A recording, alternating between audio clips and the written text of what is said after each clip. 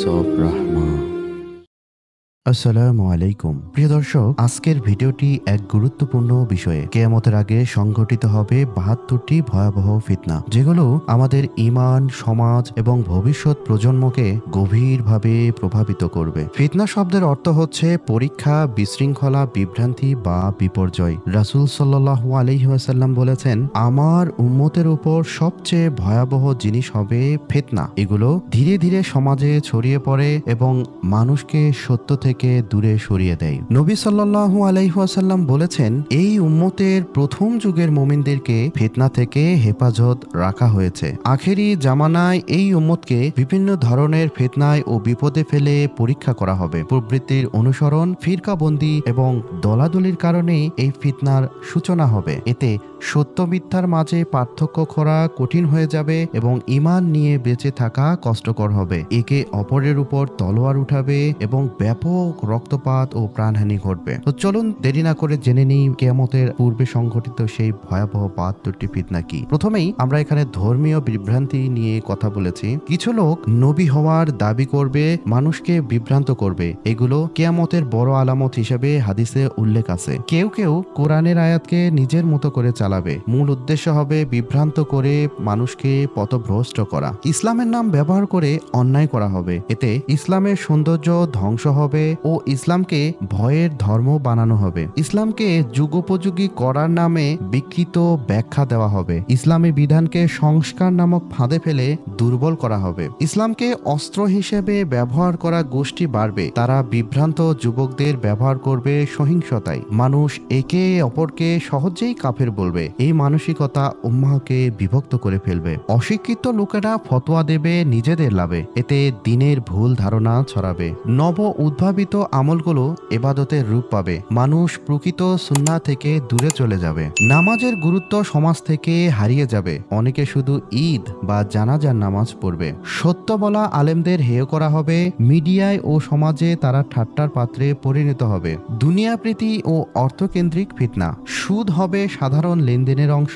মানুষ হারাম ও হালালের পার্থক্য ভুলে যাবে। দিনের জন্য নয়, টাকার জন্য মানুষ কাজ করবে। দুনিয়ার লাভই তাদের একমাত্র উদ্দেশ্য হয়ে যাবে। আমানতদারিতা থাকবে না, বিশ্বাস হারিয়ে যাবে। ছোট বড় সব ক্ষেত্রে প্রতারণা সাধারণ বিষয় হবে। নেতারা জনগণের নয়, নিজেদের স্বার্থে চলবে। তারা দিনকে ব্যবহার করবে তাদের নিজেদের রাজনৈতিক স্বার্থে। নারীদের ব্যবহার করা হবে বিজ্ঞাপনের হাতিয়ার হিসেবে। অশ্লীলতা ও লোভের মাধ্যমে মানুষকে আকৃষ্ট করা হবে। ধনীরা গরিবদের তুচ্ছ ভাববে। সামাজিক বৈষম্য চরম আকার ধারণ করবে। ধনীরা তাদের সম্পদে গরিবের হক দিতে চাইবে না। এতে সমাজে দারিদ্র্য আরো বাড়বে। মানুষ বলবে, যে যেভাবে পারে টাকা কামাও, হালাল হারামের চিন্তাই থাকবে না। মানুষ একে অপরের ওপর ঈর্ষা করবে। সফলতা দেখে সহযোগিতা নয়, বরং হিংসা করবে। জীবন শুধুই হবে আনন্দ ভোগের জন্য। দিন ও আখিরাতের চিন্তা দূরে সরে যাবে। নারী ও পরিবার কেন্দ্রিক ফিতনা। নারীরা লজ্জাহীন পোশাকে চলবে। পুরুষদের মন দূষিত হবে এবং সামাজিক ব্যাধি বাড়বে। পর্দা পরিত্যাগ করা নারীরা প্রকাশ্যে চলাফেরা করবে। এতে সামাজিক শালীনতা নষ্ট হবে।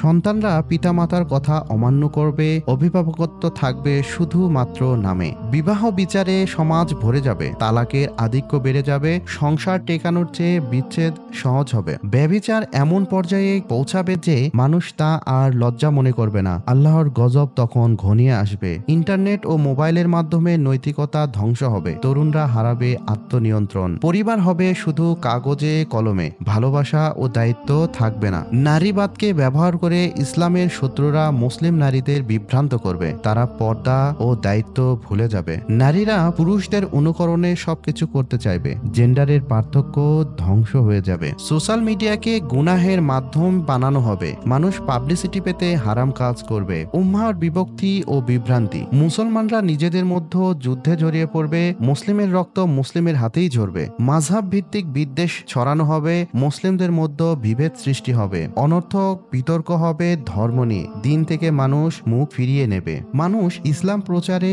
আর আগ্রহী থাকবে না। অসত্য ছড়াবে সত্যর তুলনায় দ্রুত। মুসলিম দেশেও ইসলামের বিরুদ্ধে আইন চালু হবে, শরিয়া হবে শুধুই নামমাত্র। ধর্মকে ব্যক্তিগত করে সমাজ থেকে দূরে করা হবে, আল্লাহ ভীতি একদম হারিয়ে যাবে। ইসলামকে সহিংসতার সাথে জুড়ে দেওয়া হবে, মুসলমানদের ভাবমূর্তি নষ্ট হবে। মুসলিম নেতারা একত্র না থেকে নিজ নিজ স্বার্থে চলবে, এতে উম্মাহ দুর্বল হয়ে যাবে। মুসলমানদের হত্যা ও অত্যাচার বিশ্ব জুড়েই চলবে। ফিলিস্তিন, কাশ্মীরের মতো ঘটনা বারবার ঘটবে। একে অপরের মতামত সহ্য করা হবে না। দলে দলে বিভক্ত হবে মুসলমানরা। উম্মাহর কোনো একক নেতৃত্ব থাকবে না। মুসলমানরা বিভিন্ন দলে ভাগ হয়ে যাবে। মুসলিম দেশগুলো ঐক্যবদ্ধ হতে পারবে না। শত্রুরা এই বিভক্তিকে কাজে লাগাবে। মুসলমান একে অপরের বিরুদ্ধে অস্ত্র ধরবে, একে অপরকে হত্যা করাকে হালাল মনে করবে। দিনের মানুষদের তুচ্ছ করা হবে, সমাজে তাদের কোনো মূল্য দেয়া হবে না। তরুণ সমাজ প্রযুক্তি ও দুনিয়ায় মত্ত থাকবে, তারা দিনকে সময়ের অপচয় ভাববে। কিয়ামতের পূর্বে উম্মাহর চূড়ান্ত বিপর্যয়। মুসলমানরা ইসলামী সংস্কৃতি থেকে পশ্চিমা সংস্কৃতিকে বেশি মূল্যায়ন করবে। জীবনধারা, পোশাক, কথা সবকিছুতেই তাদের অনুকরণ বাড়বে। কোরআন হাদিস নিয়ে রসিকতা করা হবে। মিডিয়াতে ইসলামী প্রতীক নিয়ে ব্যঙ্গ ছবি ছড়িয়ে পড়বে। মানুষ কোরআন পড়বে ঠিকই, কিন্তু আমল করবে না। হৃদয় থেকে কোরআনের শিক্ষা হারিয়ে যাবে।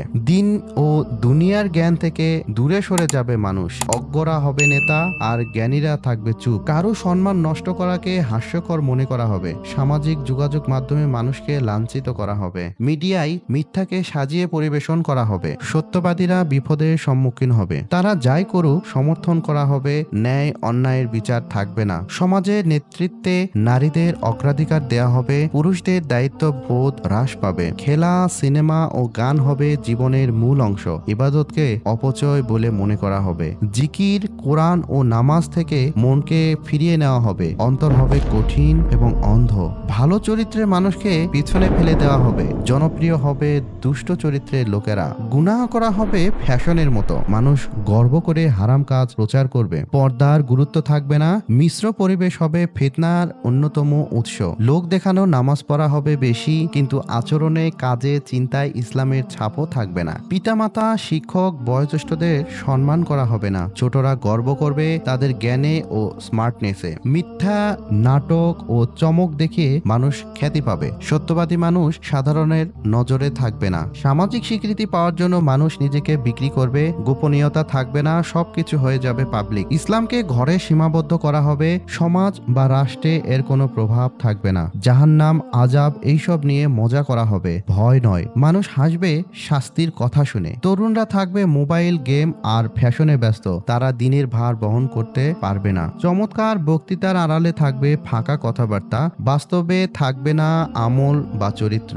দিনকে বানানো হবে ইনকামের উৎস। সত্যিকারের দিন প্রচার হবে না, বরং থাকবে শো অফ। অন্যায় প্রতিরোধ করা মানুষ বলবে আমার কি। ন্যায় প্রতিষ্ঠার শক্তি ও সাহস হারাবে মানুষ। অশ্লীলতাকে বলা হবে আধুনিকতা। মদ্যপানকে বলা হবে স্টাইল। ভাষা বদলিয়ে গুনাহকে বৈধ করা হবে। ছোটখাটো কারণে সংঘর্ষ, খুন হবে স্বাভাবিক বিষয়। মানুষের জীবনের কোনো মূল্য থাকবে না। যারা সত্য পথে ডাকবে তারা হবে নির্যাতিত। ঈমান ধরে রাখা হবে আগুন হাতে রাখার মতো। আত্মীয়তা, দয়া, সহানুভূতি হারিয়ে যাবে। সবাই থাকবে নিজের চিন্তায় ব্যস্ত। অন্যর কষ্টে কেউ কাঁদবে না। এইসব আলামত নিয়ে একটু চিন্তা ভাবনা করলে দেখা যাবে বর্তমান সমাজে প্রতিটি আলামতই বিদ্যমান এবং সমাজে যে অশান্তি বিরাজ করছে তা মূলত উপরে বর্ণিত বদ আমলগুলোরই ফল। এই কারণে আমাদের উপর বিপদ আপদের পাহাড়ও ভেঙে পড়েছে। আমরা এখন হয়তো সেই যুগেই পদার্পণ করছি। কোথাও কোনো শান্তি নেই, সবাই পাপের সমুদ্রে হাবুডুবু খাচ্ছে। অনিয়মই হয়ে গেছে নিয়ম, ধর্মভীরতা হয়ে যাচ্ছে আনস্মার্টনেস, কঠিন কবিরা গুনাহের কাজগুলো হয়ে যাচ্ছে প্রগতিশীলতা। সুদ, ঘুষ, চুরি, ডাকাতি, গীবত সবাই নিত্যদিনের কাজ। এখন আর আমরা গুনাহকে গুনাহ মনেই করতে রাজি নই। নাউজুবিল্লাহ। আল্লাহর নাফরমানি করাই হয়ে উঠেছে ফ্যাশন, যার কারণে বিশ্বব্যাপী নেমে এসেছে বিপর্যয়। এই বিপর্যয় থেকে বাঁচতে আমাদের আবারও ফিরে যেতে হবে আল্লাহ ও তার রাসূল সাল্লাল্লাহু আলাইহি ওয়াসাল্লামের দেখানো পথে। এখন প্রশ্ন হচ্ছে তাহলে আমাদের এই ফিতনার জামানায় করণীয় কি? এখন আর আমাদের আমাদের অন্যর দোষ তালাশ করার সময় নেই। এখন উচিত নিজেদের সংশোধন করা, গুনাহ থেকে বিরত থাকা, সর্বদা আল্লাহর দরবারে তওবা ইস্তেগফার করা, সব ধরনের ফিতনা থেকে দূরে থাকতে মহান আল্লাহর সাহায্য প্রার্থনা করা। ফিতনা থেকে মুক্ত থাকার জন্য নবী করিম সাল্লাল্লাহু আলাইহি ওয়াসাল্লাম তার নিজ উম্মতের জন্য এমন একটি দোয়া শিক্ষা দিয়েছেন, আল্লাহুম্মা ইন্নী আউযুবিকা মিনাল ফিতান মা জহরা মিনহা ওয়া মা বাতান। অর্থ, হে আল্লাহ, আমরা আপনার কাছে প্রকাশ্য ও অপ্রকাশ্য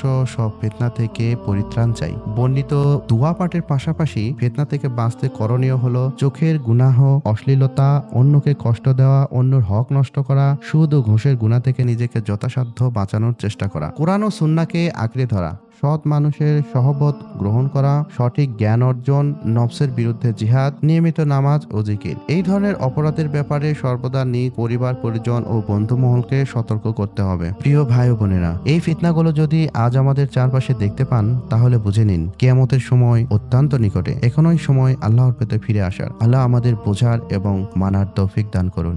আমিন।